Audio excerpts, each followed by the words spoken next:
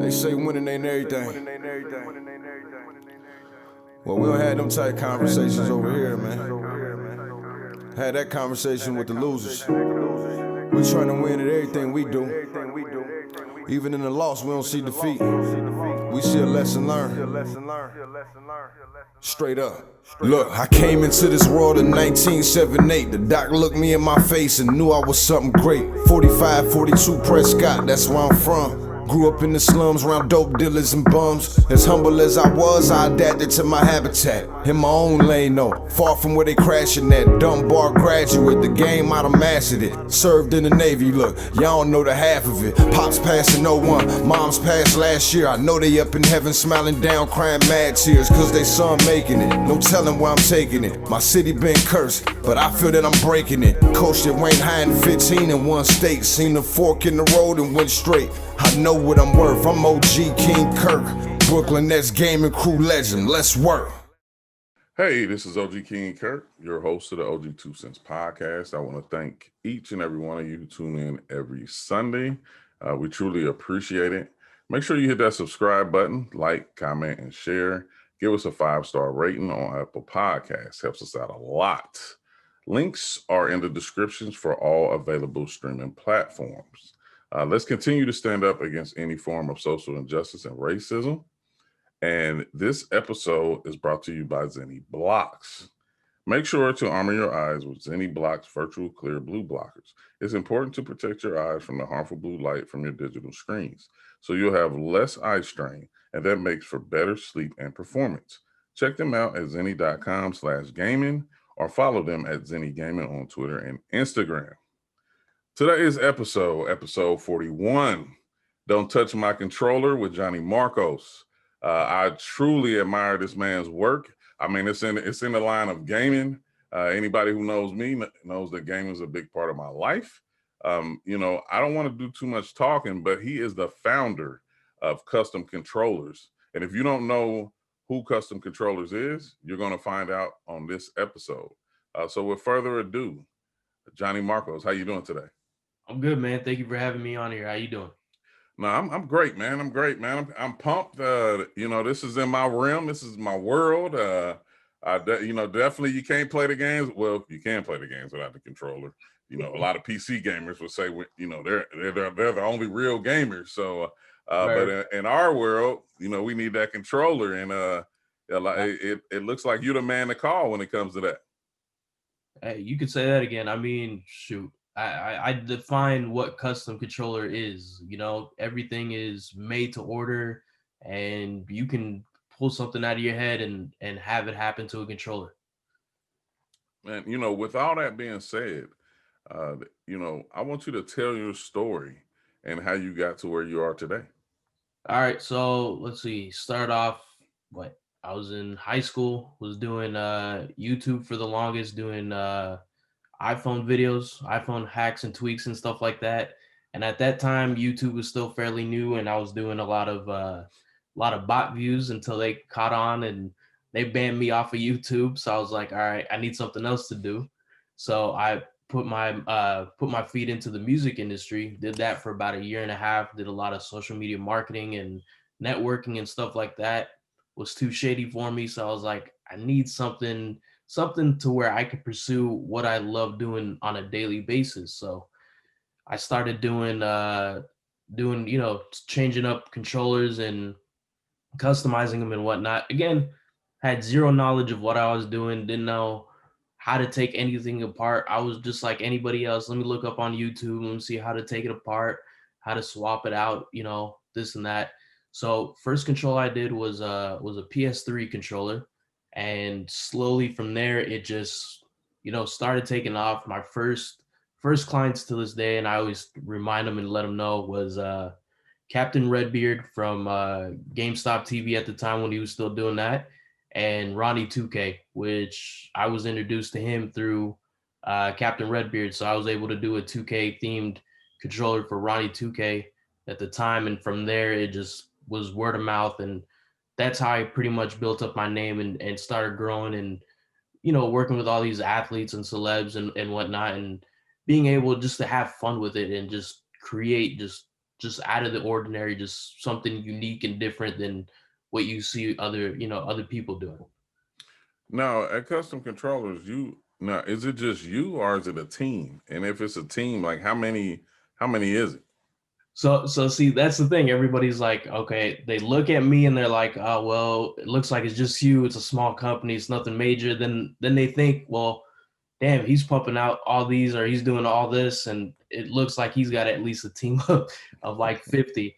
So what I tell people, it's me that's running pretty much all the day-to-day, everything that you see. But when you see controllers being put out that are painted or hand done or whatever it may be, I have a team of painters that live all around me in LA, Orange County, just all over SoCal pretty much, that I just go ahead and be like, I know each of their expertise and what they're good at painting. So if somebody wants a portrait done or they want something artistic done or whatever it may be, I pretty much commission them to get it done. So I got at least a good 7 to 10 painters on my team that I'll go ahead and commission them out to get it painted. But when it comes down to it, it's just me that runs everything that you see that gets posted, that gets done. So I'm the man that's doing everything. Got you. What are some of your favorite designs? Favorite design? See, that's the thing. Every time I do a design, I'm like, definitely one of the best ones. But I think today is probably the snakeskin controller that I did with Quincy. And that in itself was, again, one of those things that just came off the top of his head. And he was like, well, I got a snake, it's shedded. Let's go ahead and wrap his skin around the controller. And I'm sitting there looking at him like, are you serious? He's like, yeah, why not? I was like, screw it, why not? Let's do it. So that in itself was a 2-month process, and he was happy to do it, and we had fun with it. So there's a lot of controllers. I'm just thinking that one for sure. There's too many. There's too many to pick out. I want maybe T-Pain's the steampunk one that we did for him. That one was a good one. Anytime I'm able to put LEDs in a controller, those are fun to put together. So there's a good handful. But Speaking of T-Pain, I'm in his stream a lot. He's very always has been entertaining, but like to see it on Twitch and different things like that. I mean, I love it. I mean, it's always a good time, and something I typically turn on when I get ready to lay down at night and I'm done playing the game or whatever, because it's always entertaining. I actually seen the controller for Quincy. I seen it on Facebook. I thought it was super dope, the concept. I'm big on creativity and just different ideas. So I fall in love with a lot of different things because I just like to see things that I never thought of or wouldn't have thought of. And that easily entertains me. Who all, you mentioned T-Pain, you mentioned Quincy, but who else have you done work for? So T-Pain, just since we're bringing him up, I've met him a couple times, and just like his streams, he's full of energy. He loves to joke around. He's loads of fun. He was another one, early on when I started, he was another client that, time and time again, he always hits me up to get controllers done. One of them was Snoop. We did a couple for Snoop. Another good one is The Game. Always did The Game. Every time he gets a new console or gets something, that pops in his mind, I'm the first person he calls. Hey, I need this, this, and this. Okay, no problem, bro. Get it done. I'll go drive out to him, go drop it off. He's always been cool. I remember doing Mayweather back in the day when he had his Pacquiao fight.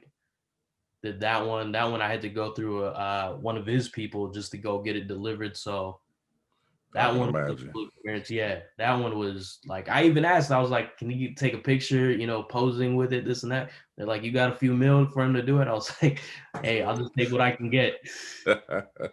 So right. So there was that one. I'm trying to think who else. I remember doing Larry Nance Jr.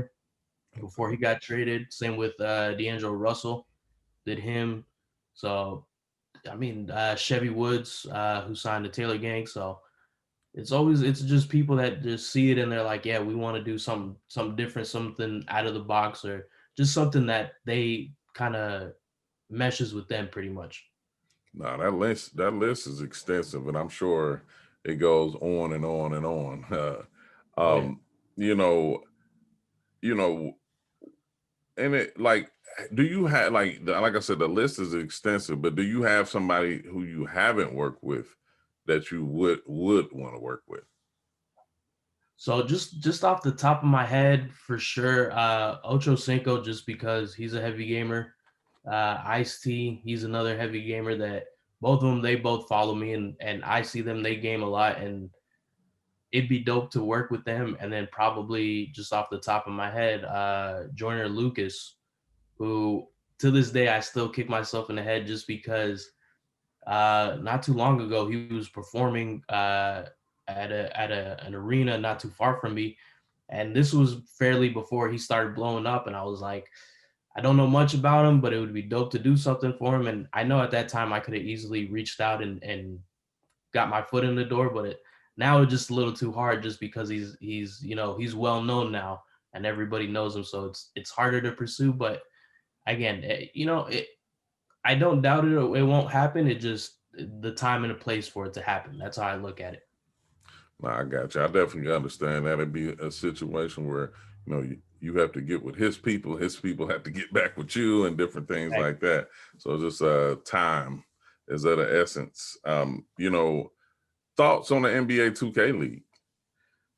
Dang. I still remember when it first started. I remember the first season when it started going mainstream, and I think that's what made gaming go mainstream how it is now. Just because, yeah, you still had Call of Duty, you had the MLG tournaments, the UMG, you had the Halo tournaments, you had all those, but people still looked at it as, okay, these are just kids playing games, and it's not really what it is now. Now, when you had the NBA use 2K and make the 2K league and get these players and draft them and treat them as if they're actual NBA athletes.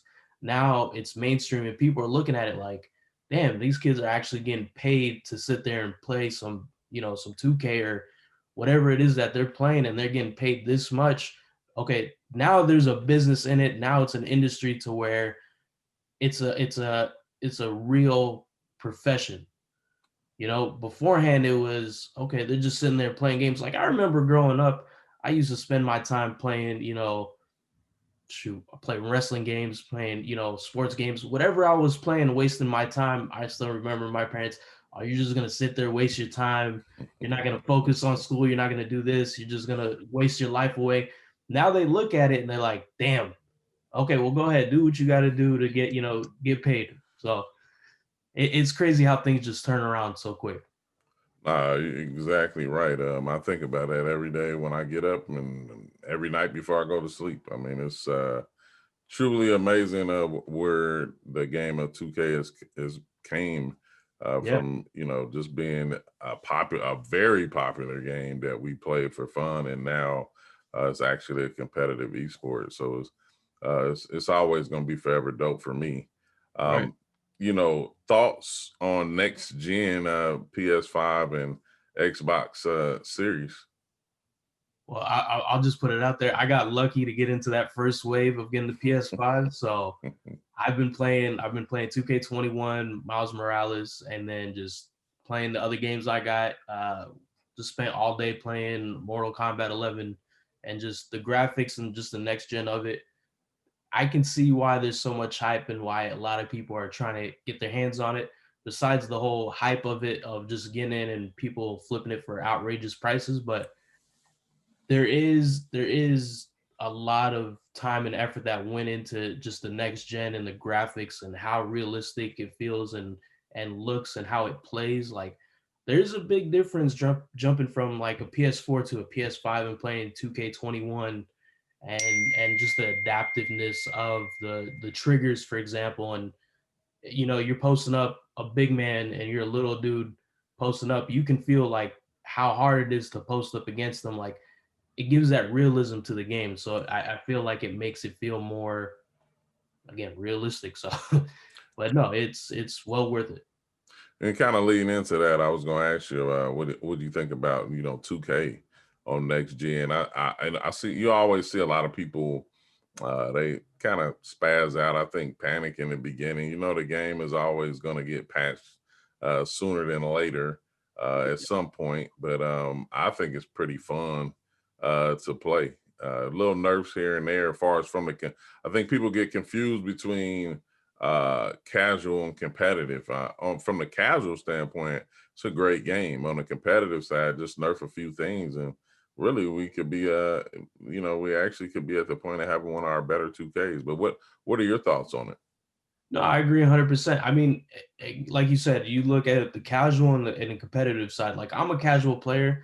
A lot of the things that people point out, like oh the shot meter's off or jump shots are off or whatever may be off. I personally don't see that just because I'm a casual gamer. I'm just playing it just to enjoy it. Whereas, competitive, they're looking at it from a competitive standpoint because a lot of these guys are playing to try to get drafted into the league and trying to perfect their craft, which is understandable. But it's getting to where it's one of those better 2Ks that we've gotten over the years, to where again it's more spot on graphically and gameplay wise. It's very smooth and it still gives that competitive feel. And it's not one of those games where you can just pick up and it's just easy to play. It's a learning curve in a way, which is also good for any kind of game, because you don't want to pick up a game that's just too easy and you're just like, well, I kind of wasted my money on it. You want to have some kind of learning curve to where you're trying to better yourself at playing the game. So that's how I look at it. I mean, I always tend to play with different teams just to, try out different players and try to get their jump shots down, or, play their defense and their offense and try to, get that down. That way I'm versatile with any kind of team, not just sticking to one team. No, that's a great way to look at it. You know, getting back to the controller just for a second.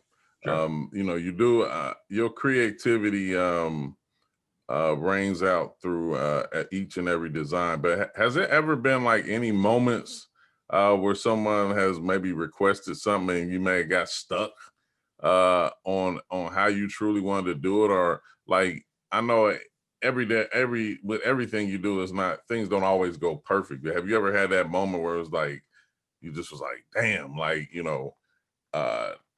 may not been able to fulfill it or anything like that?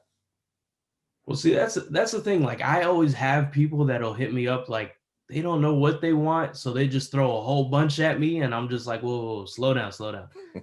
I'm the designer. I'll design something clean, something that flows.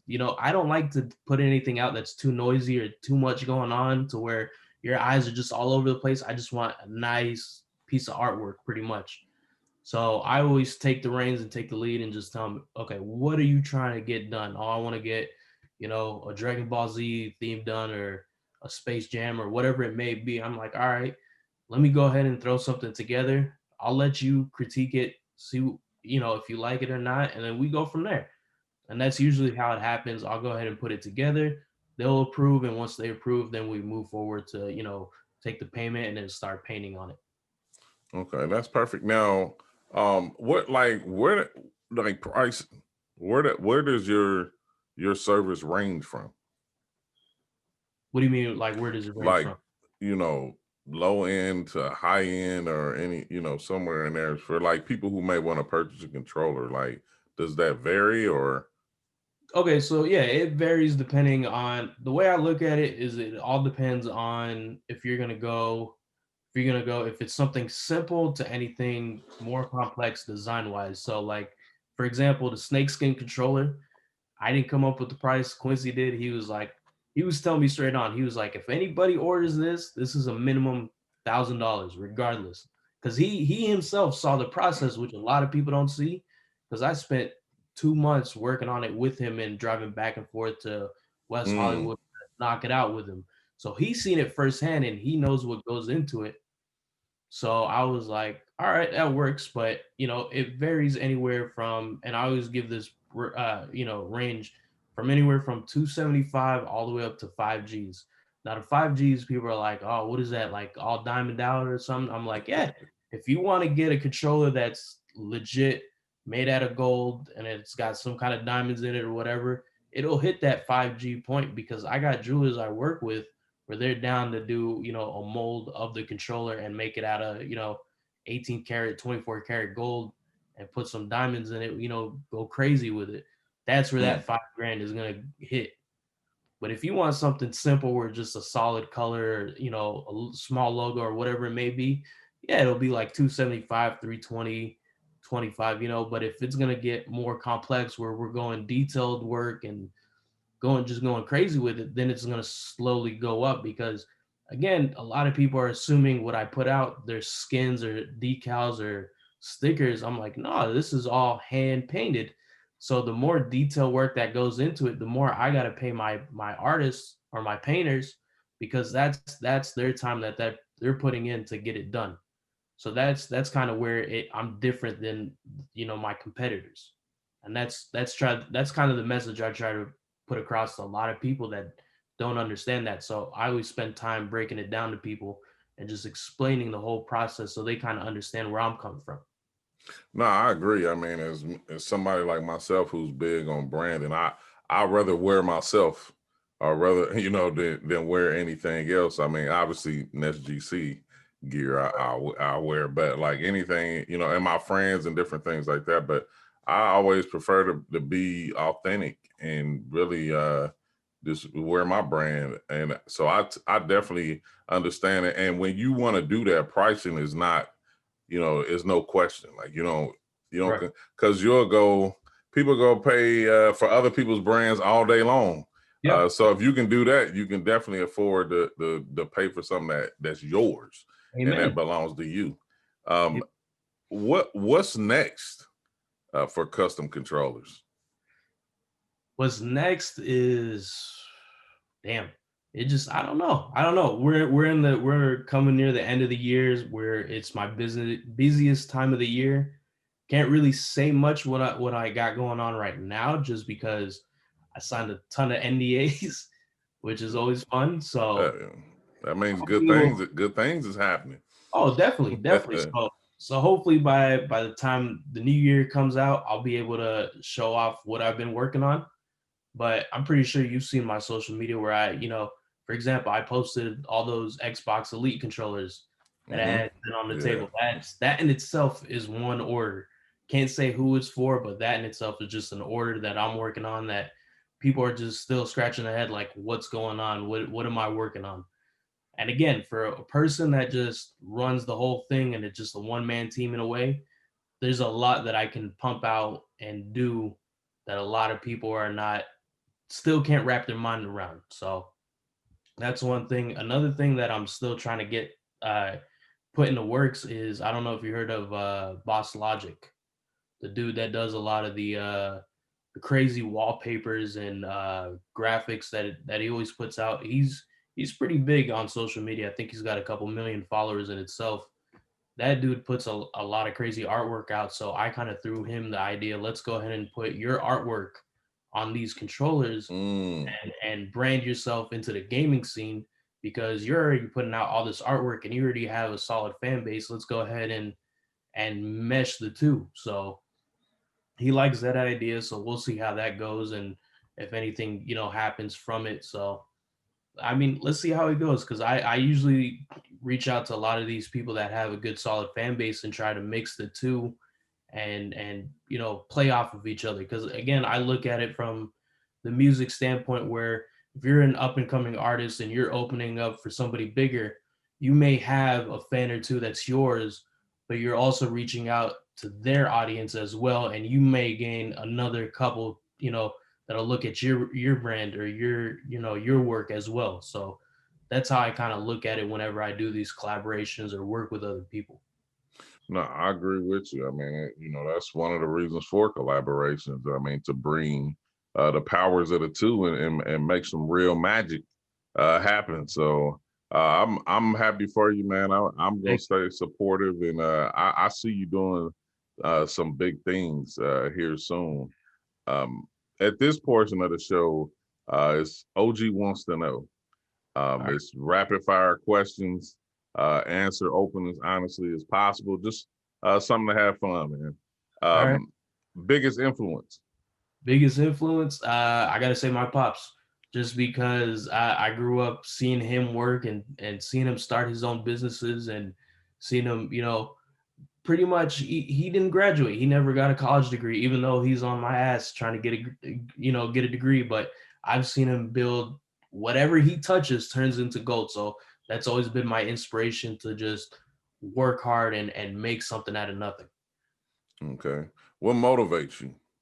What motivates me is just I got something to prove, regardless if it's, to you or to the next person, to whoever it may be. I feel like in myself, I got something to prove to people just because, uh, everybody looks at me in a different light. I just have something that I got to prove and prove to myself that I can accomplish anything I put my mind to, even how cliche that may sound. I just have something to prove one way or another, whether I do or don't. I just have something to prove. Okay. Favorite video game of all time? Favorite video game of all time? Yeah, it comes down to the wrestling series. If if you take it back, Here Comes the Pain was always my go-to, wrestling game. Or even just the 2K series, playing, 2K, or better yet, Burnout. Let's just go with Burnout. Burnout. Just being able to crash into cars, and that was always one of those games where I stayed up and played for hours. Okay. Favorite sports team? Lakers. Gotta go with I had a feeling that was coming. Favorite athlete? Kobe. Hey, R.I.P. ain't man. losing. Favorite actor and actress? Favorite actor and actress? I mean, it's a given. The Rock, just because of how he is and his persona, his personality, and just how funny he is. Actress, damn, Selma Hayek, Good just one. because she's fiery. Yeah, she's still looking good too. Oh yeah, Celebrity crush? J-Lo. Okay. Hey, can't lose with that. Favorite movie of all time? Favorite movie of all time? Rush Hour 2. Where do you see yourself in the next 10 years? Man, next 10 years, hopefully I got my own spot.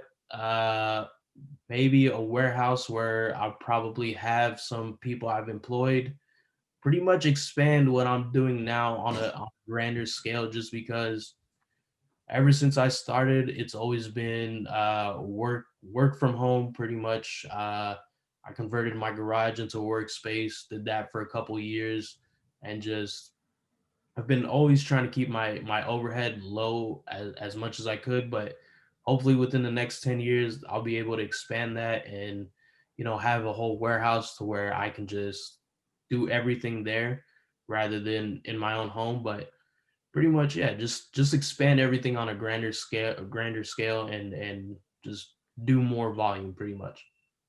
Okay. What would you tell uh, inspiring entrepreneurs like yourself that want to start their own company?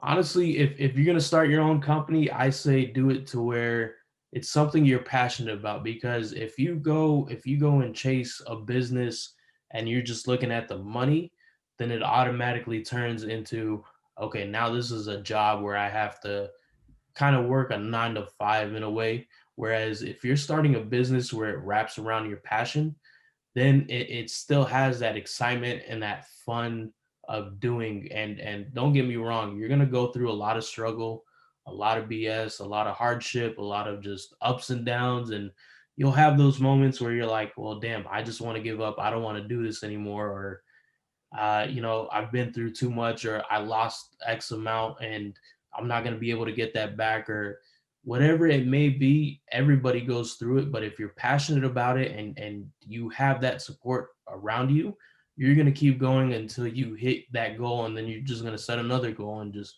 keep pushing yourself more and more. Cause I've been through that where there's multiple times where I just wanted to shut everything down and just say, F it. I don't want to mess with it anymore. And then just out of the blue, God just comes in and knocks, hey, I got this opportunity for you. Come back and redeem yourself, So that's just how it goes. Right. how can people follow you and what you do? So the best place to follow me, I would say Instagram and Twitter, both Kustom Kontrollerz, Kustom with a K, Controllers with a K, and then a Z at the end. Because a lot of people spell it wrong, but that's probably the best place to follow me. I'm super active, so if anybody hits me up, I'm more than happy to spend 5-10 minutes talking to them and discussing whatever they want to discuss. Because again, a lot of people look at it like, okay, well, is this a company or is this a personal page? Is this who's running the page? And to this day, a lot of people, whenever they approach me, they don't know that I'm running Kustom Kontrollerz or that I'm the one that owns it or that's behind the scenes. So I'm kind of known and unknown at the same time. Gotcha. Any last words? Let's see.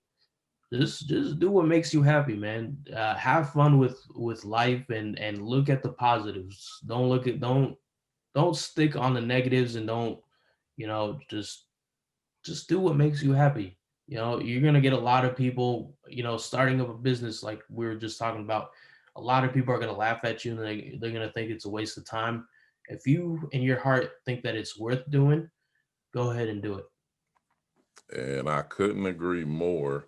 I want to thank you for doing this interview. Truly appreciate it. I wish you nothing but the best going forward. And just keep pushing. And I'll be on the lookout for your future success.